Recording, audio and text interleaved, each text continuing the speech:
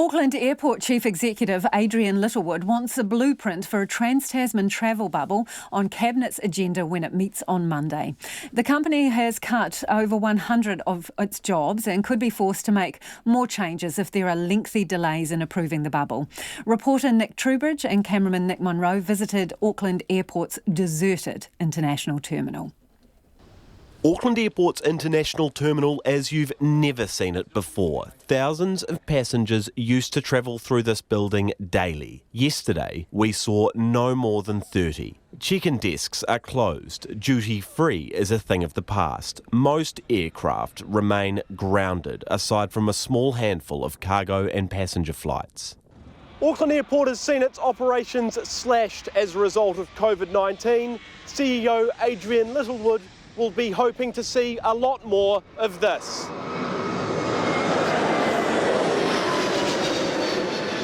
Obviously our next focus is trans-Tasman, and trans-Tasman is, as everyone knows, quite unique in terms of how close our two countries together. Look, I think we want to see that start as soon as it safely can for our country, recognising the health challenges that our country has to manage in terms of managing the coronavirus risk. But both Australia and New Zealand have done very well, and I think that unique tight connection between our two countries, the close information sharing between our two governments and official agencies, and the close relationships between people living on both sides of the Tasman, I think means that's a very sensible place to start and can be done safely. So our work to make a proposal with 18 other organisations to government around how we think that could get started, I think is now in with the government, and we'll wait to hear their thoughts on that. Littlewood wants Cabinet to consider the Trans-Tasman Safe Border Group's proposal as soon as Monday. I mean, obviously Australia is the most popular destination for Kiwis travelling offshore, and in fact it's pretty evenly balanced. Aussies and Kiwis travelling is about 1.5 million passengers each way, so it's important for Australia as well as it is for New Zealand. But I think in a world where you can't travel long haul beyond those two countries, it creates an internal market of sort of somewhere between 8 to 10 million international outbound trips in a normal year that suddenly can travel within our two countries, and that would be really exciting, and I think be crucial for our tourism industry to get some of that travel back across here, to just put some fuel in the machine, hold people in jobs, and make sure that the tourism industry is able to be recovery ready, because we can't just rely on domestic tourism to do that job. He says Kiwis deserve a clearer picture of how the government, officials and big business plan to keep the economy flying along. I think the reality is these are very unusual circumstances and people are dealing with imperfect information. And I think that's just a reality you have to deal with. I think though from a looking forward point of view, as a country we've got, and I think we all deserve some deep thinking on the detail about how we restart our economy, right? Every day matters.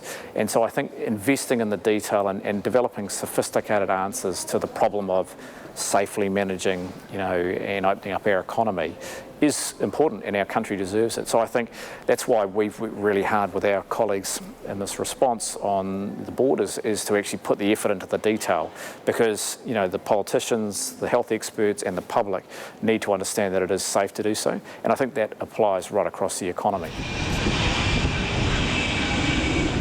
Pre-COVID-19, 30,000 passengers passed through the international terminal every day. That custom dried up overnight. Auckland Airport entered a tailspin, suspending $2 billion worth of projects, including a second runway, a planned hotel, a car park and a domestic jet hub. And that wasn't the end of the hurt.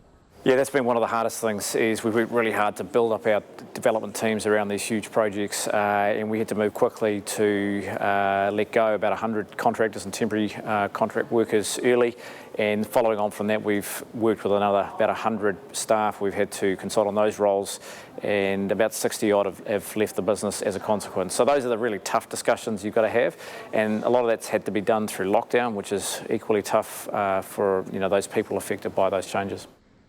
Littlewood says delays to a potential trans-Tasman bubble could mean more layoffs. You continue as you are now, does that increase the likelihood of having to make more tough decisions, or Yeah, possibly, and you never want to have to do that. So again, that's why our focus on restarting as soon as we reasonably can and safely can is important. But also we're a fixed cost business. We're a big bit of infrastructure that requires sort of minimum standards and regulatory requirements to operate. So there's only so far you can take that, and we want to be ready for the recovery, and that's the posture we've taken into this, both right-sizing for our new reality, but ready to recover when it's the right time to do so.